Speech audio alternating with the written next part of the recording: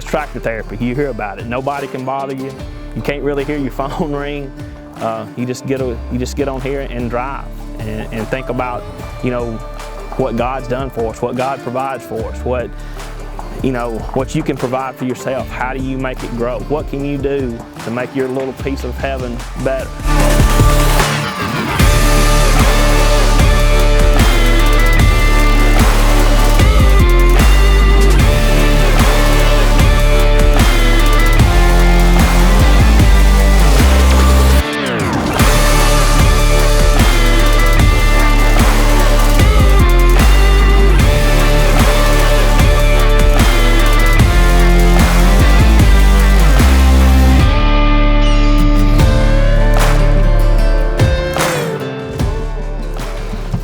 So Tom, this is our crush field, kind of for obvious reasons. We've got the Vail Crush Series feeder out here.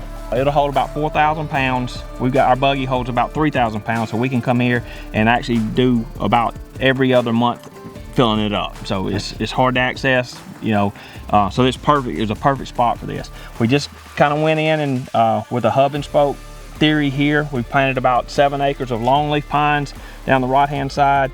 But what we've got is, I want to get your opinion. We're trying to get our shooting houses away from the actual food source. We've got about a ½ acre here that we need to do something with.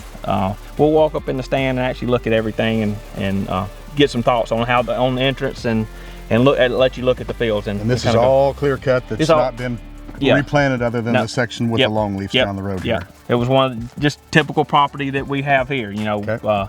We bought it right as the guys cut everything, and they actually had sprayed it when we came in and bought it. So nothing got, but there's a lot of sections that hadn't been replanted. So let's see this hub and spoke layout. And how many spokes do you have? 3 or so? Yeah, I think 4. Okay. So, one little one that I wouldn't really count it, but it's there. So.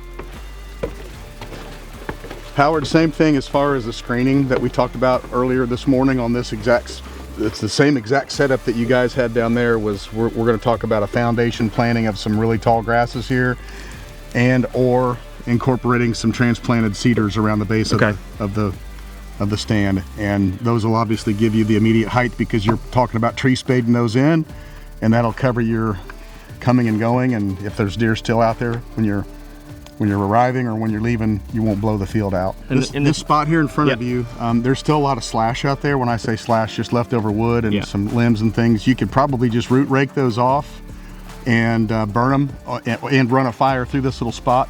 See what responds. If you're not satisfied with that first year initial flush of weeds and things, we can look at putting a mix out there of a low prairie mix. That's something that won't get tall and it's going to have some food and cover value. Or maybe a combination of that in your orchard trees with some hard mass trees on the outside edge and your soft early and late apples and pears and mulberries and things down through the center.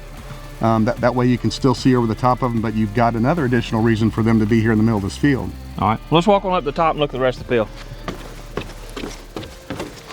Main ones, and I tried to do a little planting with some chestnuts right down that, but the hogs rooted them up, so they didn't make. But that's kind of what you can see. And we've talked about, maybe on some other pieces we're going to take way here on the left-hand side is running some clover right around the edge. Maybe not as wide as what this is, but 2 or 3 passes wide where you got right around the edge of the trees. About the same thing we talked about the other side. Yeah, you could do the same thing here that we just talked about out front.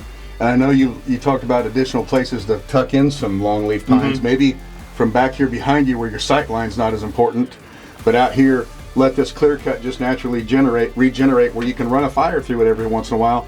That way you can still see over the top of it, but you're still creating that natural browse selection that's out there that's going to attract deer. It's a fantastic staging area before they actually come out here and expose themselves in the wide open into these cuts. Same thing if within between, depending on regeneration activity and results, what you could get out of it. I would try just leaving it wild and running a fire through it every once in a while and seeing what responds.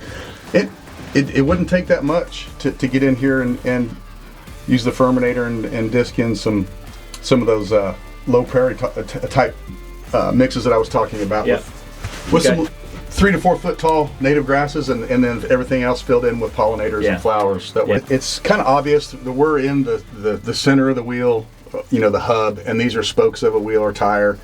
And as deer move as they feed, they're never standing still, and that you mentally can imagine deer congregating and moving towards the center as they move. But what it also does is it divides individual groups of deer, so that they don't feel that social interaction pressure among one another. So that'll let deer spatially, spread themselves out. But if a buck comes out on one side, especially obviously during the time period where he's cruising and checking, he's going to want to walk and see who's in number 2, and then on around to who's in number 3, and so forth and so on. So that natural movement and inclination of the deer's curiosity to want to know what's going on in the next field over. They're right here next to each other, parallel, but also just the concept of deer moving down the lanes towards you. Yeah, because if you have a buck that walks out here in the upper corner, and he doesn't see anything, a doe, and if this was all one big field, a 10-acre field, he can see all the way over here. If there's nothing there, he's going to turn around and walk off. Well, the way this field's laid out, he's got to walk to the middle of your field, so you can see him walk all the way across. So it's a really good layout. I really like them. It's just, you got to have the right terrain to do it. You got to have a pretty big spot to do it. Deer are creatures of the edge, and look how many different edges you have. How many different edges? Yeah, you got a bunch of edge here. So beautiful layout. Probably a great turkey spot in the spring too. Yeah, we hope.